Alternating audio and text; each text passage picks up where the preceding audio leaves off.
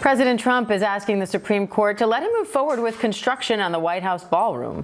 An appeals court ruled the $400 million project didn't have approval from Congress, but that decision hasn't gone into effect yet, so the president's asking to keep construction going until the justices decide what comes next. ABC's Stephen Portnoy has more on that story. So, Stephen, what's the latest? Construction moving forward or construction on pause?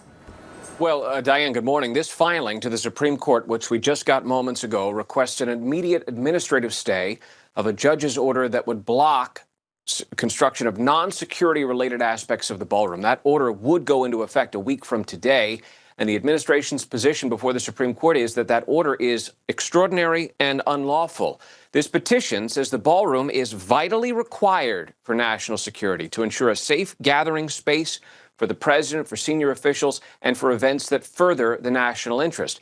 This petition points to what it calls a growing number of assassination attempts targeting the president, including what it calls the threat of a missile attack on Air Force One on July 8th.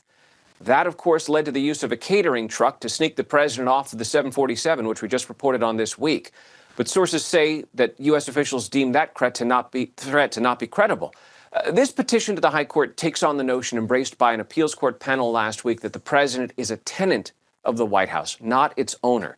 The administration says the president is not a tenant, that he's been elected to his office, and that they ultimately, if you follow the analogy, that the district court judge who ruled against the ballroom would then be his de facto landlord. The filing says that judge made glaring errors when he ruled earlier this year that only security-related construction could continue. This petition says the ballroom is absolutely required for national security and should not be enjoined. Stephen, meanwhile, we're hearing reports the Kennedy Center is closing for renovations and adding President Trump's name back to the facade. A judge ordered the president's name removed earlier this year, saying only Congress has the authority to change it. So how are they getting around that? It seems, Diane, the plan is to add President Trump's name essentially below the line, that the front of the building would say the John F. Kennedy Memorial Center for the Performing Arts, and then below that, restored and renovated by President Donald J. Trump. The board also voted yesterday to name the plaza in front of the building the President Donald J. Trump Plaza. Judge Christopher Cooper of the District Court here in Washington has given the board 4 more days to report back to him on exactly what it is they plan to do, and they'll put it in writing. The plans not only to add the president's name back to the building, but also to close the Kennedy Center for 2 years to undertake renovations.